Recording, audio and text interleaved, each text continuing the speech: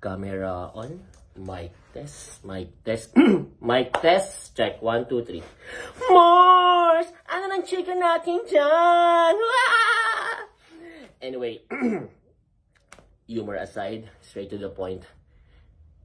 Ako yung tipo ng tao na napakaraming alam. Right? Napakaraming alam na baho ng mga artista at sikat na personalidad. Pero ang lalabas ko lang sa publiko is 5%. Kumbaga sa iceberg, yung nakikita nyo lang ay yung top 5%. Yung 95%, tinatago ko yun sa sarili ko. For what? For future use. If you know what I mean. And last year, I found out, meron akong nakuha ng intel and confirm 101% about a certain famous vlogger, online personality, kung saan ba talaga nanggagaling lahat ng pera niya. Shook ako, honestly. Shook ako. Pero there's no point para ilabas ko eh. There's no point. Sabi ko, itatabi ko to at maaari ko itong magamit in the future. At eto na. Dumating na yung future. Hindi ba kayo nagtataka, kung paano yan na-afford itong mga napakalalaking influencers na ito, nagbabayad siya ng 200,000, 300,000, 400, 500, 600, 700, 800,000 per content? Hindi ba kayo nagtataka? Saan talaga nanggaling yung pera niya? Businessman. Negosyante. Bakit? May malaki ba siyang kumpanya? Try nyo mag-imbestiga. Background check nyo siya. Yung mga negosyo niya, mga putyo-putyo lang naman ng mga establishments. Na hindi kikita ng milyon-milyon kada buwan. And take note, ng mga negosyong talaga i-invest lang siya.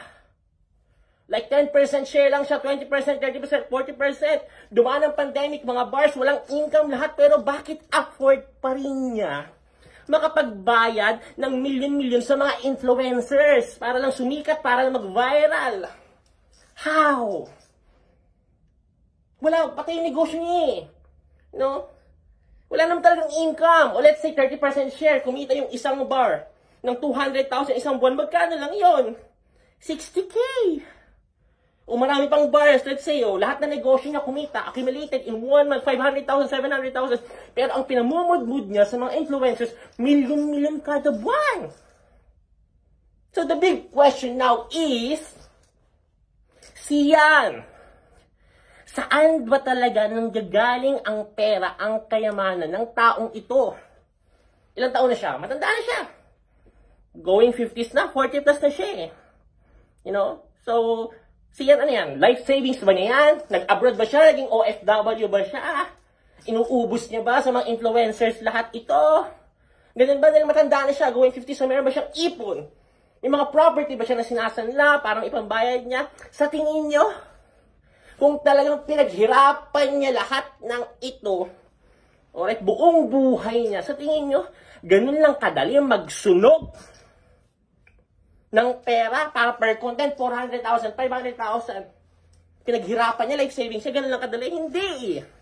Hindi niya gagawin yun. Kung talagang life savings at pinundar niya ito, simula pagkabata niya, hindi niya gagawin yun. In short, easy money, kaya andali makapagmudmud sa kanya. O, balik sa question. Sige na, nakakapit na kami. Please na. Ilatag mo na ang almusal, ang tanghalian, ang dinner. Sige malaman? Kumapit ka na, baka hindi mo kayonin, Marcy! Ang lala. Shook ako nung nalaman ko last year, This guy na nagba-branding, as businessman, at nagbabayad ng malaking pera sa mga influencers.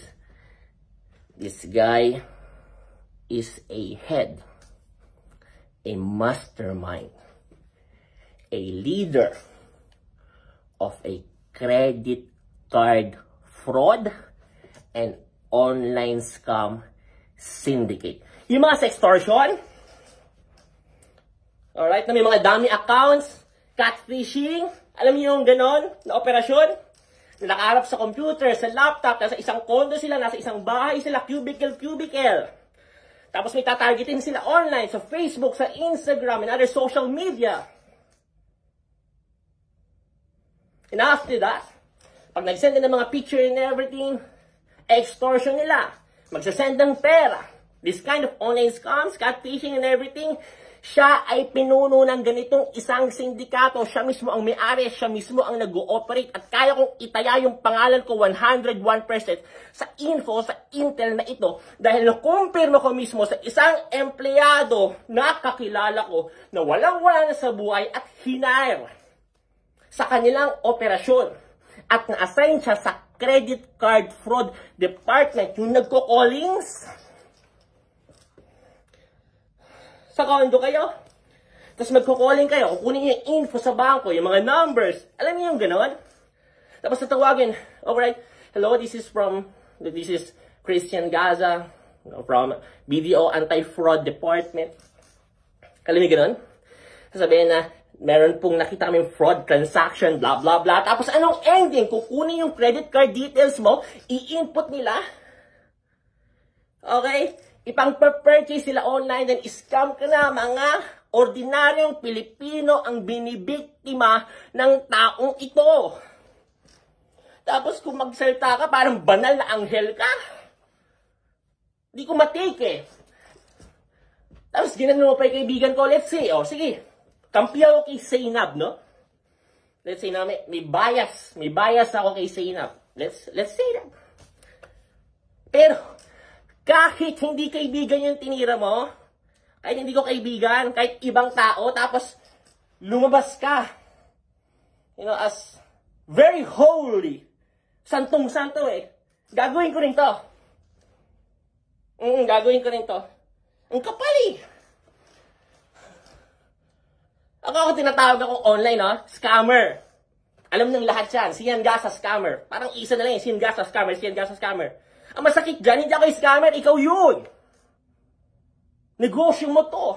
Kaya ganun ka na lang magbayad sa mga influencers. Kalahating milyon, isang content, pabayaralin mo ko pa. Siyempre, ang dali ng pera sa iyo eh. Ang laki ng operation nyo, ilang bahay yun, ilang condo unit yun. Tapos magkano lang pinapasahod sa mga tao nyo? 15,000, 20,000 per month, minsan 10,000. Depende sa performance. Plus commission kung magkano yung na-scam nila mula sa mga tao. Ang lalabog! Grabe pa rin nakakain ang konsensya mo yun.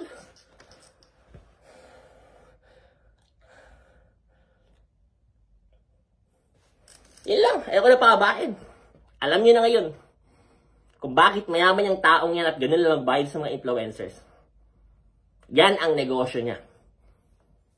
At malupit dyan, I found out na matagal na yung ginagawa yan. Not just last year, not just 2 years ago, Ilang taon na siya ngayon? 40 plus. Mag-50 na. Ito talaga yung source of income niya. At hindi ko alam, kung paano kinakaya ng konsensya niya na biktimahin yung mga ordinaryong Pilipino. Nagulat na lang sila, may nasaswipe sa card nila and everything, sextortion or whatsoever, online scams, dating scams and everything. Yun lang. May God bless you all. At ikaw rin. Sana magbago ka na.